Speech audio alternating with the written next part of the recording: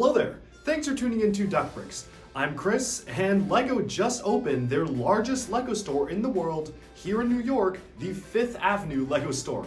And of course, I had to go check it out and take a look. So like some LEGO stores, like the one in Disneyland, California, the one in Florida, as well as the ones in Legoland Billund and so on, this store actually has a very special thing to it. You see, you can print your own minifigure torsos. You basically hop on a computer, you can design it with their application, and you essentially can print it. It's a pretty fast process because for the most part, they already have pre-made torsos that you can print, as well as specialized torsos for that specific location. So for example, I got a torso that literally says the LEGO store on 5th Avenue, as you can see right here. You can also get stuff like New York torsos, as well as some exclusive prints, just all sorts of really cool things, and pretty much the possibilities are endless, because not only do you just have to use these standard images that they include, but you can also freestyle, and you can actually draw your own lines on stuff. And that's how we had an idea. So I came here with a couple of friends of mine, and if you're a fan of LEGO Star Wars, you may know that one of the rarest LEGO Star Wars minifigures is the Captain Rex Phase 2 figure. So this was only really released once. It's a very popular character from the Clone Wars TV show, and right now if you go check on Bricklink, the prices for this figure are pretty astronomical. So I'm here to tell you, you don't have to spend $130. You can just spend $10 and get something that's, well, I'm gonna be honest, I'll let you decide how close it is to the final thing, but it certainly is cheaper. So let's take a look at exactly what we did here.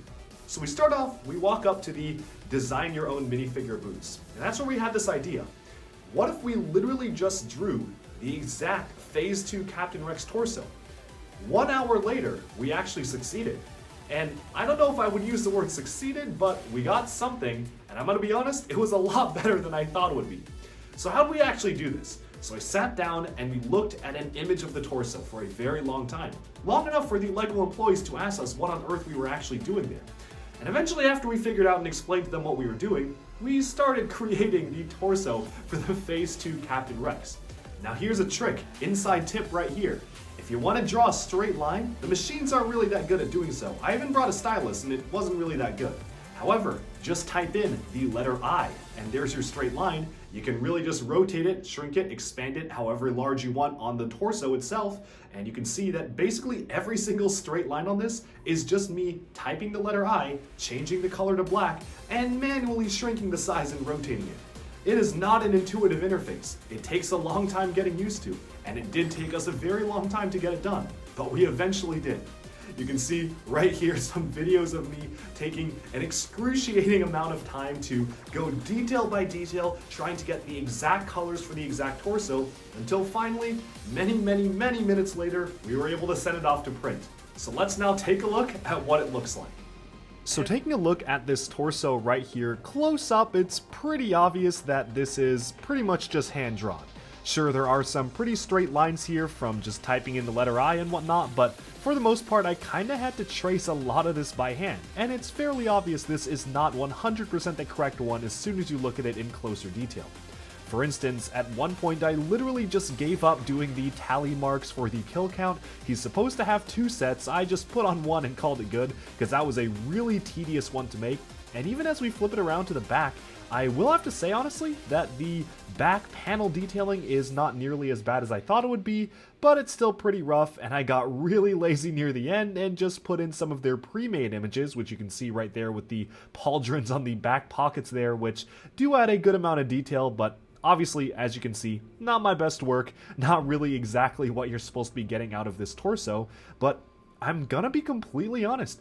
If you look at it from pretty far away, it doesn't look too bad. And honestly, you can get the helmet for around $30, you can get the pauldron for $20, and the legs for around $5. You could probably get the entire figure and call it pretty good, and definitely not have to spend closer to $130 on the entire Captain Rex with this torso out of the way. Now I know what you may be thinking, but Bricklink, the torso itself is only around $7 on Bricklink. And my answer to that is, I did not know that before going into this. I had assumed that the torso was going to be pretty expensive. And I was wrong. However though, if you do look at the US listings, the torso does increase in value, and this is still cheaper than many of the other options because, after all, I did not have to pay shipping for this one item. So, is it a wash? Probably not. I'm gonna be honest, you probably are gonna be better off buying the torso yourself. But this was a fun experience, and here it is, the Captain Rex Phase 2 torso. And there it was, the Phase 2 Captain Rex torso. No longer 130 on Bricklink, now only 10. So you may be wondering, now that we have the torso, we still don't have the legs, or the helmet, or the face.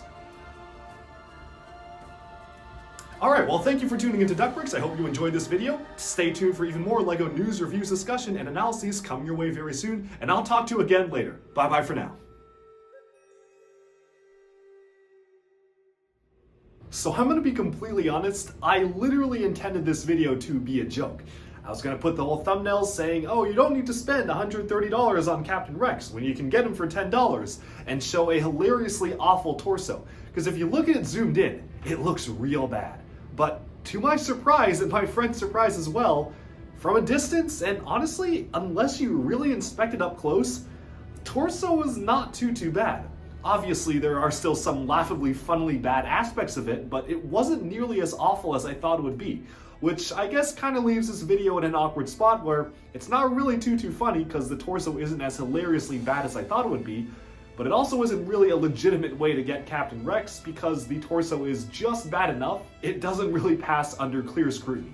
So make of this what you will. If you want to design your own torsos, definitely go check out the LEGO Build a Minifigure Design Your Own Torso spots. They've got one in California, in Florida, now in New York, and of course if you're overseas you can go to the London or Bill in Denmark ones. I'm sure they'll be opening more. I actually think Germany has one too if I recall correctly. So they've got these all over the world. They're really great, and what they're really great for as well is making much less detailed, expensive torsos, which I took advantage of.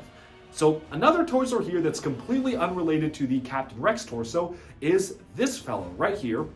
This is Yoda's New York I Love torso. It was only given out in New York in Times Square in 2013 when they unveiled a life-size LEGO X-Wing, and as such, this figure commands astronomical prices on the secondhand market, and is one of the few Star Wars figures I don't actually own. So in the meantime, until I actually convince myself to pull the trigger and purchase the torso for myself, I figured why not just make the torso on this builder. And thankfully, making a torso that literally just says New York I Love in text is a lot easier than designing Captain Rex Phase 2's torso. Of course, the font isn't exact, they don't actually have the exact font it was written in, and the heart itself isn't entirely perfect, but I did manage to squeeze in even the TM marking on the bottom of the torso, and from a distance, it looks just like the real thing. Which is good enough for me, at least for now, as a placeholder in my LEGO Star Wars minifigure display. Of course, this machine is also really great just for getting a nice souvenir from a specific LEGO event or brand store. You can also see that they have the very specific decaling for that particular location, which is really nice to get. And of course, I definitely recommend it because it's just really cool to design something and get it printed on the torso of a minifigure in minutes. LEGO should do more of these in more locations because these are really cool.